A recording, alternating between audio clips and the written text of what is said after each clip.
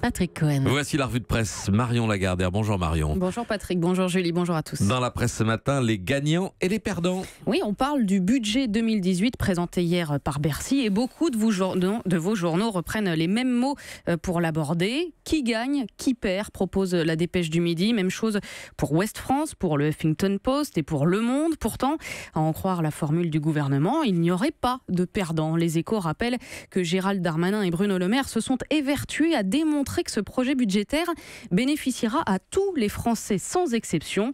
Visiblement, l'élément de langage n'a pas pris. Qui gagne et qui perd, évidemment.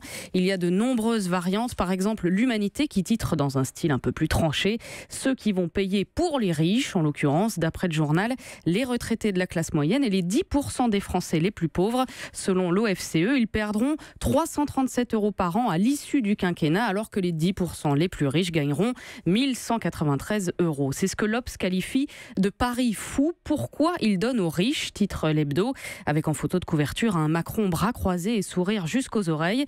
Pour mettre un visage sur les riches, en page 29, l'Obs a choisi un autre sourire, celui plus rare de la première fortune de France et 11e mondial selon le classement Forbes. J'ai nommé Bernard Arnault, PDG du groupe LVMH, dont les actifs s'élèvent à 41 milliards de dollars. Macron est bien le président des riches, écrivent Sophie Faye et Pascal Richer, qui décrivent le pari du ruissellement. Verser du champagne dans la dernière flûte au sommet de la pyramide, il redescendra jusqu'à la base, baisser la fiscalité des riches. Ils investiront et créeront des emplois, schéma qui donne effectivement tout le monde gagnant, mais qui n'a jamais été confirmé par une quelconque analyse économique. À propos de gagnants, Paris Match s'intéresse à Claudia Schiffer. Et oui, quoi de plus emblématique qu'un métier dont le nom top modèle porte à lui seul l'impératif de réussite. Toujours au top des tops, titre Paris Match, qui profite de l'anniversaire des 30 ans de carrière de Claudia Schiffer pour faire son portrait. C'est Madame Parfaite, écrit Catherine Schwab. Elle n'a jamais donné prise au moindre dérapage. Elle ne s'est jamais droguée, ni saoulée, n'est jamais arrivée en retard à un shooting, ne s'est jamais effondrée en larmes, ni n'a explosé en crise d'hystérie. Pardon, je suis pas Claudia Schiffer. Ben oui. Son agent Aline Soulier se souvient... On n'a pas dit qu'elle avait jamais toussé non plus. C'est vrai, c'est pas Schiffer. faux. On lui a pas demandé de parler. Alors son agent Aline Soulier se souvient d'une campagne Chanel dans le sud de la France. Il devait faire beau, mais il a fait froid. Claudia ne se plaignait pas, dit-elle. Elle sortait de l'eau transie, mais faisait le job sans un rictus.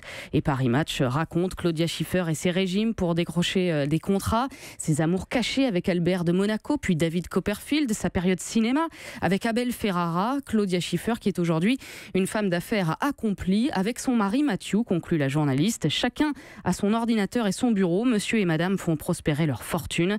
Aux dernières nouvelles, celle de Claudia est estimée à 120 millions de dollars. Ah oui. Oui. Mais dans la vie de ceux qui réussissent dans la mode, tout n'est pas toujours facile, Patrick. Le Monde s'inquiète par exemple pour Anna Wintour. La patronne de Vogue devra-t-elle prendre le métro, interroge le journal. En cause, la journée sans voiture du 1er octobre à Paris qui tombe en plein milieu de la Fashion Week. Les taxis et les VTC pourront bien circuler, précise le journal, mais la Fédération de la haute couture, prévoyante, a tout de même acheté 1000 tickets à la RATP. Anna Wintour n'acceptera sans doute pas de monter sur un Vélib, écrit la journaliste qui le déplore. Cela ferait pourtant une publicité extraordinaire au projet d'Anne Hidalgo. Oui, et surtout moins de particules fines qu'une voiture privée multipliant les allers-retours vers les podiums. Sûrement. Justement, dans la presse, Marion, loin des paillettes, on parle aussi du climat. Oui, c'est le thème de l'hebdomadaire Le 1 qui donne un chiffre saisissant. Chaque année, environ 26 millions de personnes quittent leur habitation à la suite d'une catastrophe naturelle. Les inondations et les tempêtes sont à l'origine de 95% de ces déplacements forcés. Interview de François Gémen, auteur de Géopolitique du climat, qui explique le pourquoi de ces nouvelles migrations.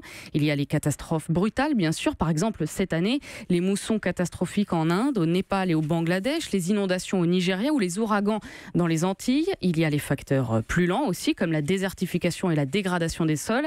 Et enfin, il y a la montée du niveau des mers. Mais il n'y a pas de grande solution générale, dit-il. Les solutions sont surtout locales. Pour s'en sortir, il faut que l'ordre mondial mondiale intègre la Terre comme sujet politique. Et pour convaincre qu'il y a urgence, on peut citer cet article dans les pages saumon du Figaro qui détaille une étude du FMI, le Fonds monétaire international, qui est formel. Le changement climatique frappe d'abord les plus pauvres et détruit les économies des pays en développement. Enfin, l'autre sujet sur lequel les magazines multiplient les dossiers, c'est le cerveau.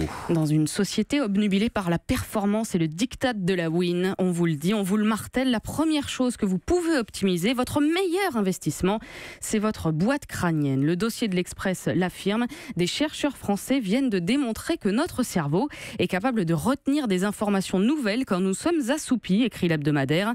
Apprendre une langue étrangère en dormant sans aucun effort, un casque sur les oreilles. Ce vieux rêve de cancre pourrait donc devenir réalité. Dormir est tout sauf une perte de temps, écrit l'Express.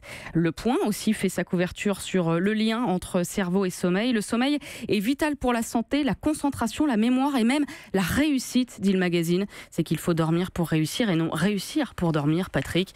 Et pour finir, il y a ce titre de Psychologie Magazine, le cerveau, notre nouvelle star. Page 54, on interroge le sens de tous ces articles. Certes, nous pouvons faire travailler notre cerveau, explique la neurologue Catherine Morin, mais la question est de savoir dans quel but cette promesse que le meilleur est accessible en chacun de nous réveille notre illusion de toute puissance. Elle fait écho au mythe du surhomme. Mais qui va définir les caractéristiques du surhomme ? Psychologie Magazine qui conclut sur les mots de François Rabelais, « Science sans conscience n'est que ruine de l'âme ». Marion Lagardère, évidemment. Pierre Dac avait dit autre chose. Qu'est-ce qu'il avait dit déjà ? Conscience sans science, c'est un gros mot. Voilà, c'est autre chose. Dans un instant, 3 légendes, une madone, un empereur et un révolutionnaire. Europe 1.